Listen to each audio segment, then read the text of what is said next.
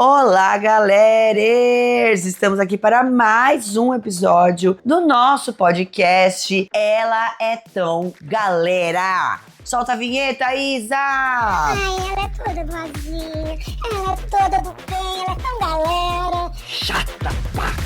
Galera, hoje nós iremos dar continuidade à nossa brevíssima série de episódios sobre libido, desejo, onde está minha libido, onde ela foi parar, tenho de mais, tenho de menos. Mentira, aqui é só sobre quem tem de menos. Se você tem de mais, eu sugiro algum outro podcast.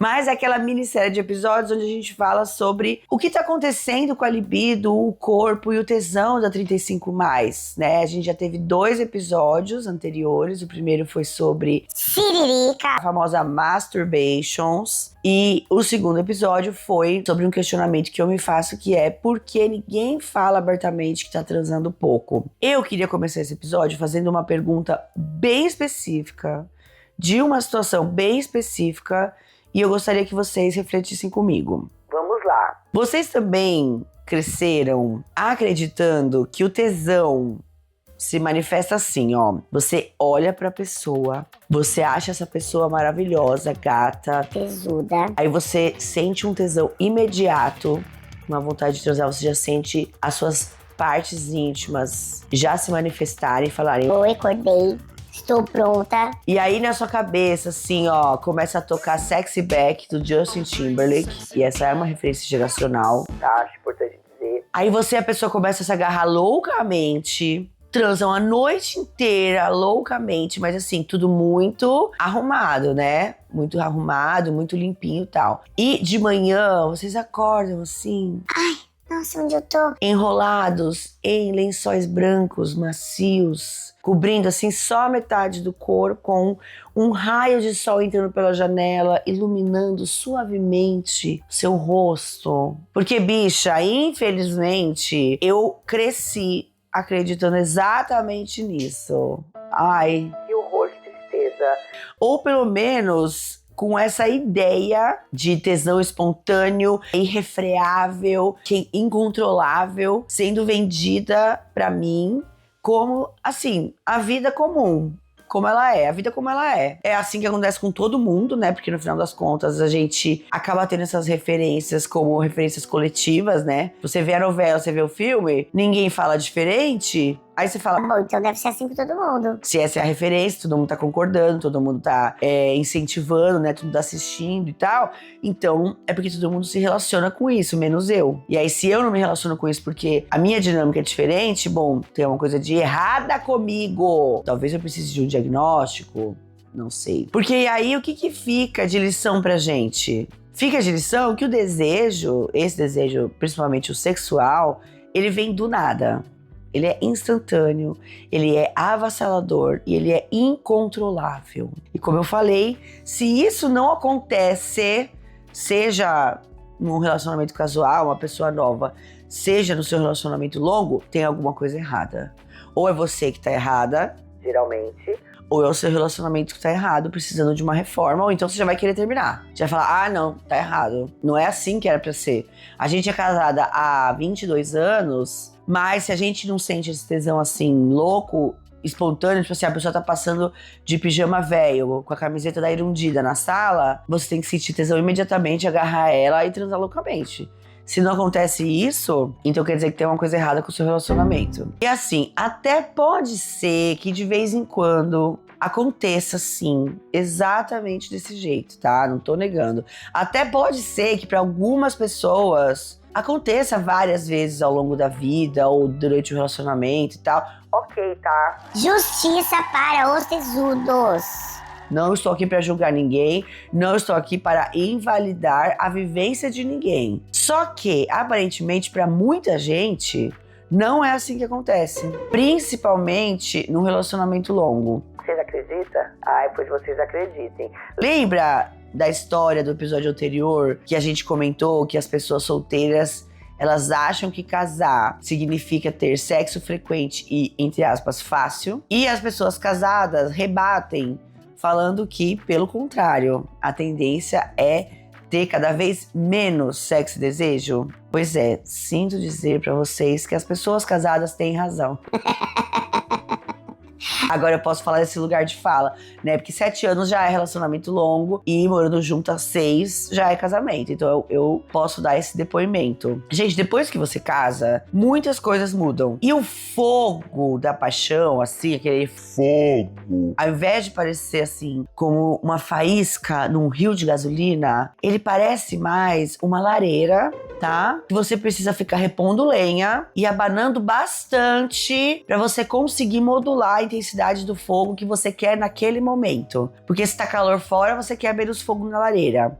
Se tá muito frio, você quer mais fogo na lareira. Então você tem que ir modulando. E não só isso, você tem que perguntar pra outra pessoa o quanto de fogo ela quer. Você tem que pedir pra pessoa abanar junto com você. E você tem que pedir pra pessoa também colocar lenha. É uma matemática, é um processo um pouco mais complexo. Sendo que, às vezes, gente, você só quer essa lareira apagada. E você não quer abanar merda nenhuma.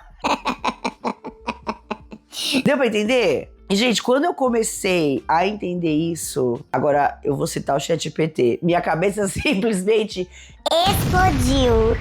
eu não sei se o chat fala isso pra vocês, mas os textos que ele manda pra mim sempre tem isso, que a cabeça explodiu. E esse episódio, ele meio que nasceu dessa descoberta relativamente recente na minha vida, que eu até me atrevo a dizer que foi o pontapé dessa série de episódios sobre libido, desejo e sexualidade das 35+. A descoberta de que o desejo, a libido sexual, tá? Porque a libido também tem ela como desejo de vida, que aí eu vou falar disso provavelmente em outro episódio. E o tesão não são sempre espontâneos. E assim como o amor num relacionamento e também até numa amizade, podem e precisam ser construídos.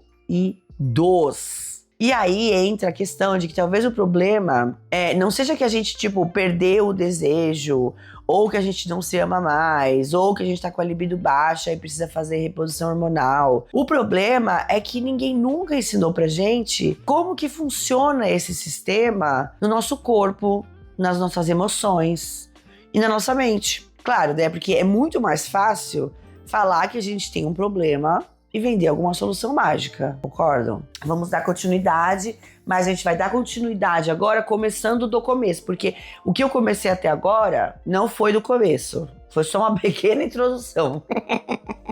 Agora a gente vai começar do começo. Assim como os episódios anteriores, eu vou tentar recapitular brevemente como que eu cheguei nesse tema. Como eu comentei no episódio 68, se você não viu ainda, para esse e vai lá. No começo do namoro com a Cissa, a gente transava muito. Muito, muito, muito. Como acontece, acredito, com a maioria dos casais, né? Dos casais recentes. Muita quantidade e muita qualidade. Muita sintonia, muita intimidade e muito desejo. Eu achei que ia durar pra sempre.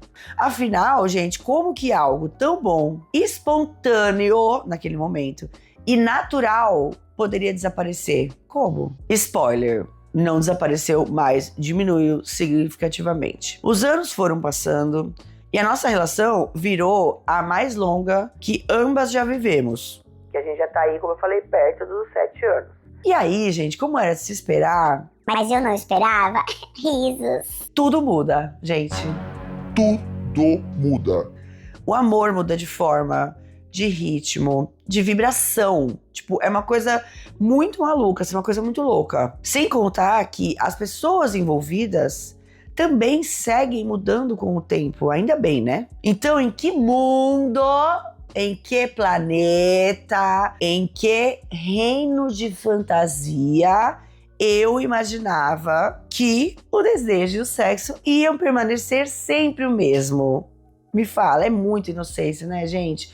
Eu tava com 30 anos, ingênua desse jeito, achando as coisas. Mas tudo bem, tá? Eu me perdoo por ter achado isso. Porque tem coisas, gente, que a gente realmente só aprende vivendo, tá?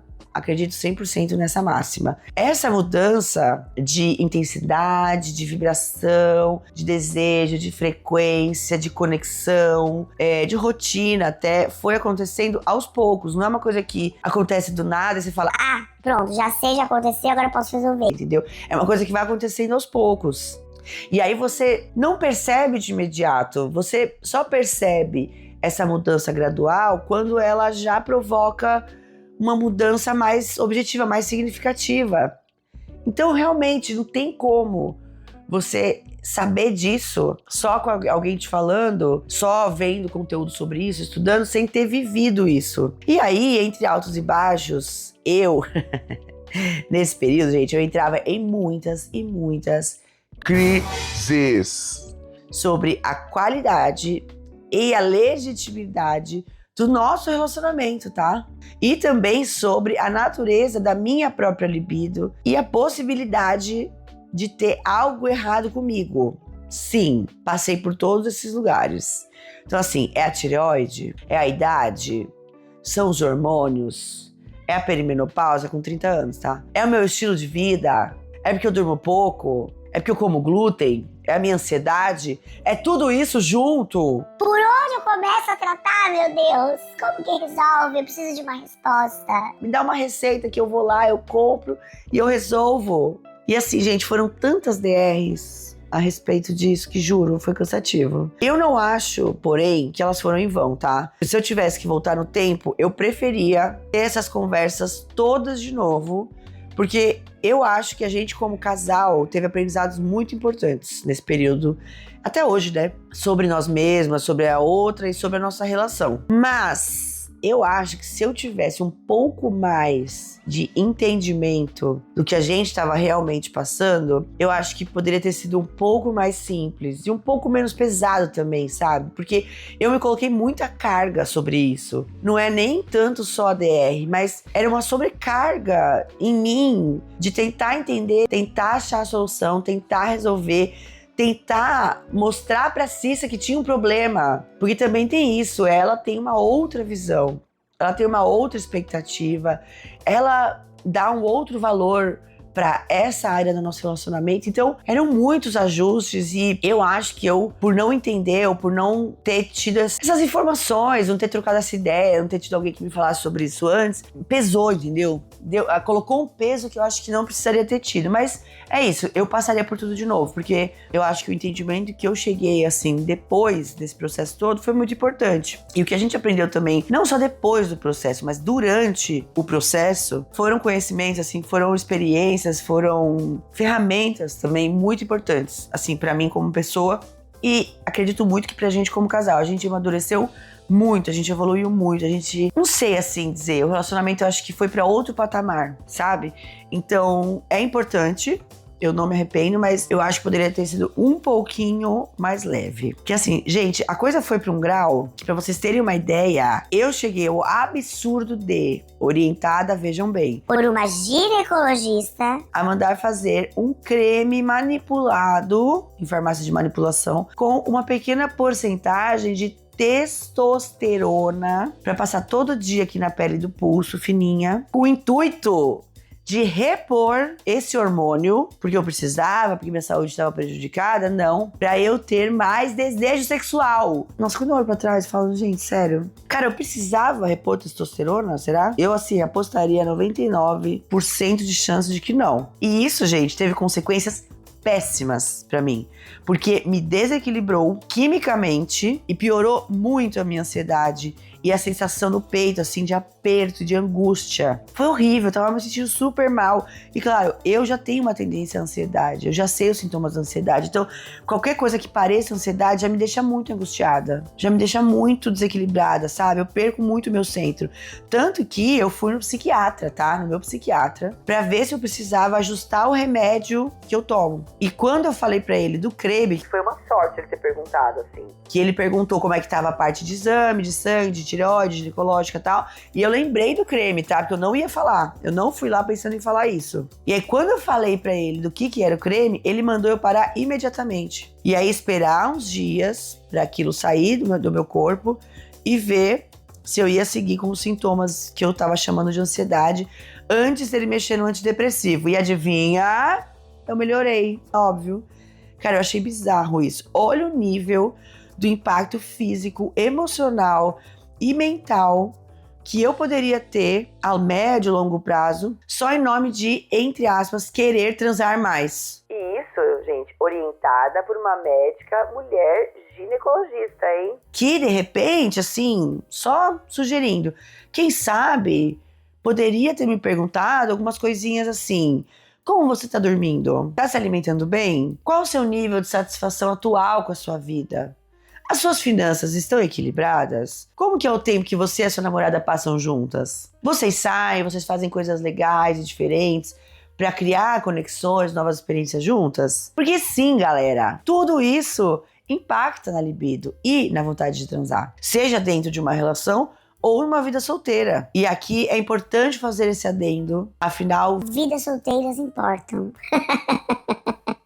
esse episódio não é só para pessoas casadas ou em relacionamentos longos, ok? Ele também serve para pessoas solteiras que podem estar sentindo dificuldade de sentir assim um tesão espontâneo, mesmo nas relações mais, entre aspas, né, casuais. Eu acho que a diferença aqui é mais de expectativa e cobrança, ao meu ver, pelo menos, tá? Mas pessoas solteiras fiquem à vontade para discordar. Assim como eu falei também no episódio anterior, se a pessoa solteira tá sem se relacionar ou tá sem transar por muito tempo, por estar exausta, por estar frustrada com o trabalho, por estar sem grana, etc, etc, etc, meio que tudo bem, é compreensível. Porque realmente, achar alguém decente dá muito trabalho e demanda muita energia. Então se a pessoa tá cheia, atolada de coisa e fala pra mim, Não é uma prioridade pra mim achar alguém, transar, sair, ter date? normal. Já pra pessoa que tá num relacionamento, é fácil, em teoria. Tem alguém lá, vocês moram juntos, tem a pessoa que você já conhece, tem intimidade, é fácil. Então não tem desculpa. E aí, depois de muito me sentir mal com isso, com esse auto-julgamento principalmente, de conversar muitas vezes com a Cissa, de ficar muito chateada e frustrada por não encontrar soluções que eu tanto queria, imediatas, porque é uma característica que eu falo muito em terapia com a Bárbara, que é essa de, tá, Bárbara, identifiquei o problema, já entendi, agora eu quero a solução. Então isso também é uma questãozinha que eu trabalho bastante em terapia pra ajustar. Depois de pedir muitas soluções, tentar encontrar e não achar, eu finalmente, ajudada pelo algoritmo, né, que demorou, mas chegou, cheguei num vídeo no Instagram que falava sobre a diferença do desejo espontâneo e do desejo responsivo, que seria esse desejo construído. E agora eu vou compartilhar esse conhecimento incrível com vocês, queridas galeras, queridas ouvintes. Me acompanhem aqui e vejam que coisa mais maluca que é o nosso corpo. Quando a gente conhece alguém que desperta nosso interesse, Dá aquele match. com quem rola aquela famosa química. Ai, que delícia! E essa palavra, essa expressão não é à toa, o nosso corpo entra no modo alerta novidade. Novidade. E aí, a gente é inundada de hormônios e outras coisinhas químicas de corpo que colocam todos os nossos sentidos em estado de atenção, de alerta, de vamos explorar cada parte desse negócio novo com toda a nossa energia disponível, pois nada é mais importante do que isso. Isso, senhoras e senhores, é a paixão. Gostou? Caramba, né? E aí, energia de sobra. Ninguém precisa dormir direito. É o dia todo pensando na pessoa, fazendo planos, pensando na mensagem que vai mandar, refazendo mentalmente os momentos lindos e sexys que vocês compartilharam, sentindo tesão o tempo todo. Nossa, gente, um sonho! Um sonho. Agora, eu queria viver o resto dos anos de relacionamento neste estado. Não queria. Hoje eu vejo, foi bom enquanto durou. Sendo muito sincera com vocês, gente, não queria não. Mulher, eu fico completamente maluca nessa fase. Completamente descompensada. É uma euforia muito maluca, muito excessiva, meu Deus do céu. Assim, eu lembro de quando eu vivi isso com a Cissa, é tipo, eu fico completamente na nauê das ideias, assim. Não seria nem saudável viver daquele jeito, não ia ter energia que desse conta. Exatamente por isso, esse estado é temporário. O nosso corpo, ele é uma máquina perfeita de viver, gente. Sério mesmo. O bicho é inteligentíssimo. E ele é todo desenhado para guardar energia e sobreviver. Esse é o instinto mais básico. Então o quê? Ele deixa você ficar assim, maluca, por um tempo. Mais uma hora, ele precisa que você pare. Pare!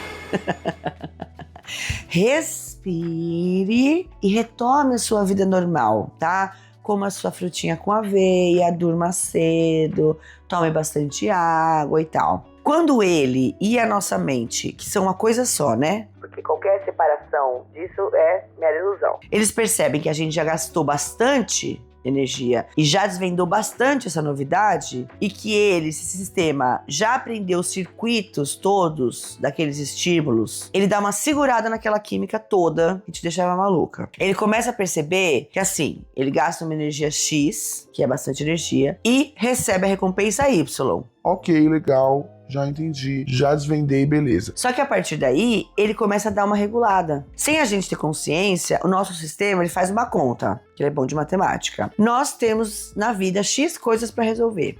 E o estoque de energia disponível é baixo. Então, essa atividade aqui, o sexo, a excitação, a libido, o desejo sexual, que é um gasto de energia física, inclusive, gasta um tanto de energia e o resultado final já é esse aqui que a gente já conhece. E aí ele começa a pensar: vale a pena? Agora vale, agora não vale. E aí tem momentos que ele faz essa continha assim em segundos e pensa: acho que não vale a pena. Melhor a gente tirar uma soneca. Quem nunca? Quem nunca começou com o casal ali uma pegação e aí tá lá no começo e tal, e você fala: ai, mas e se a gente aproveitasse pra tirar uma soneca? E aí deita abraçadinho e dorme. Quem nunca, gente? Então deu pra entender a lógica da coisa? Claro que de uma forma muito simplificada e muito lúdica, é isso que acontece. Então assim, se a sua rotina é sempre igual, sozinha ou com outra pessoa, se os estímulos são os mesmos, se o resultado final é o mesmo, é meio que normal a vontade ir sumindo, entendeu? Porque o corpo já conheceu aquilo, ele já sabe que a pessoa vai te tocar aqui, vai dar um beijo no seu pescoço, aí você vai gastar energia tal, vai ficar excitada. Aí vocês vão engajar numa atividade física ali, que o resultado final vai ser o orgasmo. Legal, é muito bom mesmo e tal, mas tem dia que eu não tô afim de gastar essa energia. Então eu não vou te dar o que você precisa pra você ficar excitada e engajar nessa atividade. Você tá entendendo? Então, como ele já faz esse caminho e ele sempre quer salvar energia, ele vai encurtando e vai falando: agora eu não tô afim. Esse estímulo a gente já conhece, o resultado é esse, e pra gente agora não tá valendo a pena. Não tá valendo a pena.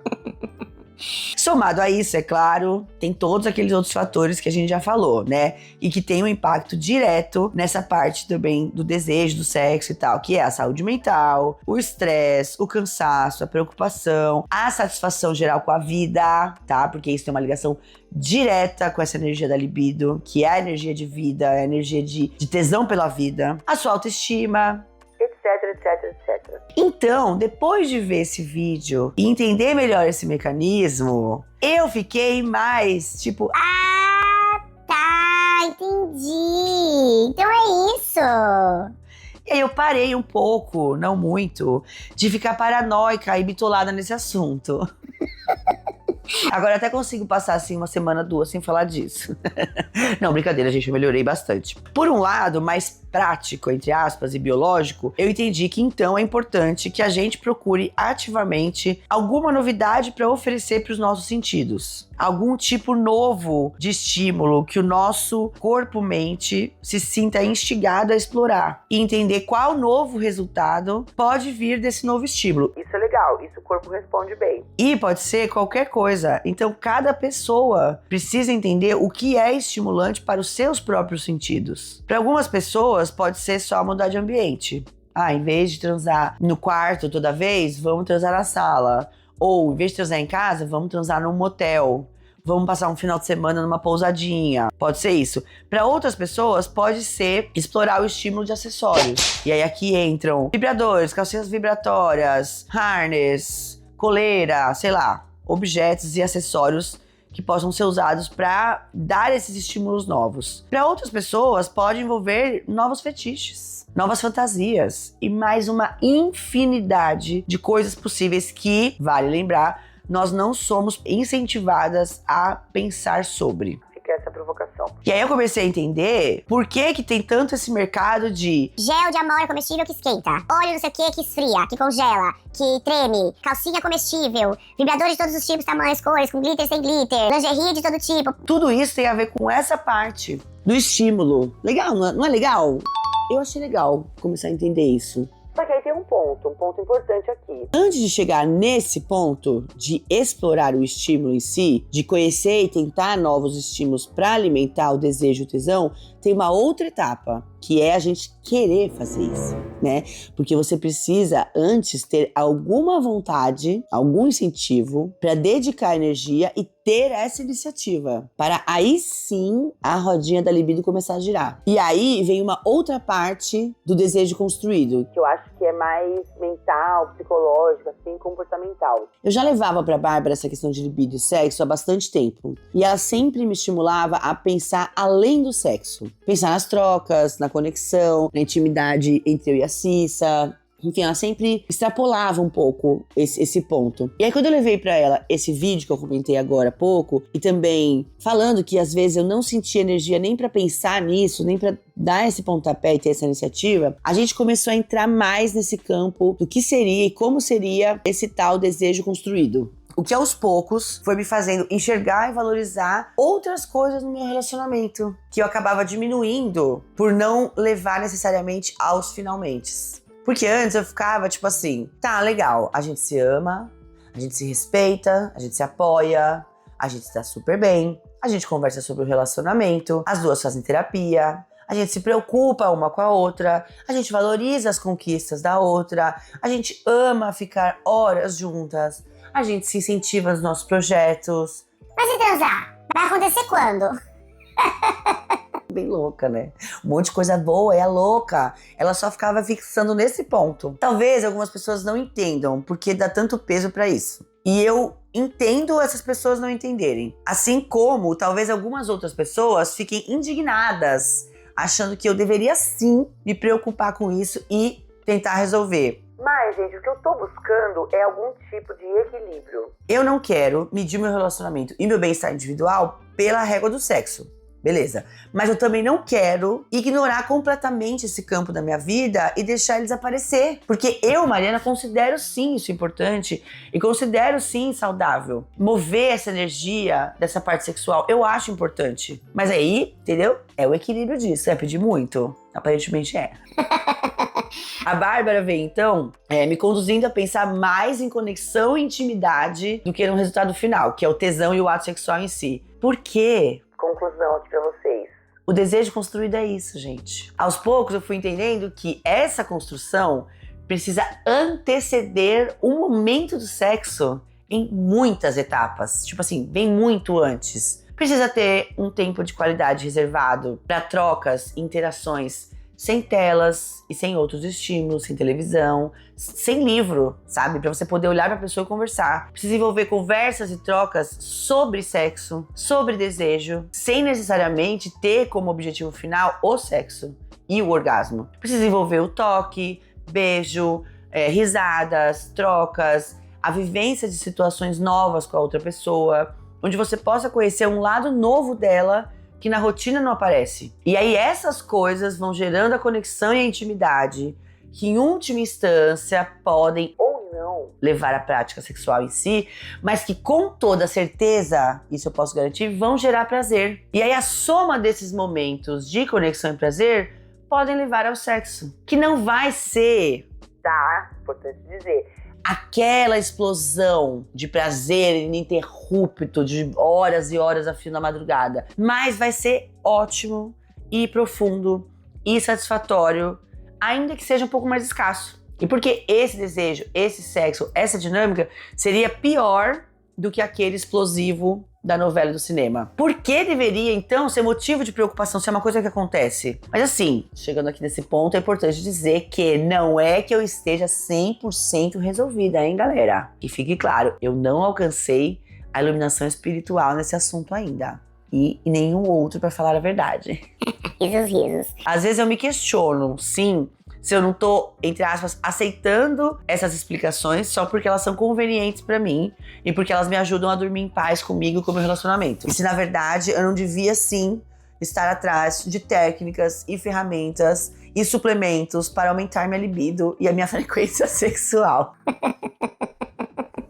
E eu acho que, assim, mais uma vez, nunca vamos saber. Mas pelo menos eu entendi finalmente por que a gente ouve tantos lugares, quando você vai falar ou reclamar ou pesquisar sobre pouca frequência de sexo no relacionamento, a gente encontra daqueles discursos de façam jogos eróticos, inventem personagens novos, saiam pra ter um date como se fosse a primeira vez que vocês não se conhecessem, transem na escada de incêndio, surpreendam seu parceiro ou sua parceira com um jantar, uma massagem tântrica, etc. Tudo isso, como eu falei na questão dos objetos e tal, e dos géis, dos sabores, esquente, esfria e treme, tem um pouco a ver com essa questão de dar novos estímulos pros sentidos. Que é um truquezinho que o pessoal descobriu pra eles ficarem curiosos, pra eles aceitarem gastar uma energia a mais pra ver onde que isso aí vai dar. Entendeu? É um truque. Você vai dar o óleo de jambu, vai pegar o óleo de jambu que treme, aí você vai passar o óleo de jambu e seu corpo vai falar... Vamos então ver onde vai dar isso. Entendeu? Então você faz esse truquezinho. Só que eu acho que o discurso devia ser um pouco diferente. Porque eu ainda acho que o discurso é muito focado no faça isso e transe mais. Mas a gente já entendeu aqui que não é só isso, né? A relação é mais complexa com isso. Então, a causa-consequência não é tão direta assim. Porque se você se relaciona com uma pessoa que te trata mal, que nunca se preocupou em ouvir suas vontades e desejos, que não passa uma hora com você, senta com a cara no celular. Gente, não tem lingerie de ouro e dadinho erótico de 67 posições que vai dar jeito. É uma ilusão. Ou no máximo vai render uma única transa mais intensa, ou até meia boca em alguns casos, e depois 6 meses de frieza e distanciamento do casal. Vale a pena, sim? Eu, particularmente, eu acho que não. Mas também, se você aí que tá me ouvindo acha que vale, nada contra, tá? Não tem nada a ver com a sua vida. Só que vocês veem como a coisa toda é complexa? Vocês sacaram quantas camadas tem aí? É babado, galera, é babado. Como tudo que envolve relações humanas, se o capitalismo oferece uma solução paga e simples demais, desconfie. Porque viver e se relacionar com você mesma, com a complexidade que tem dentro de você e com o outro é complexo. Sempre vai ter vários aspectos a serem considerados. E dá trabalho. Lembrem-se sempre disso. Viver dá trabalho, gente.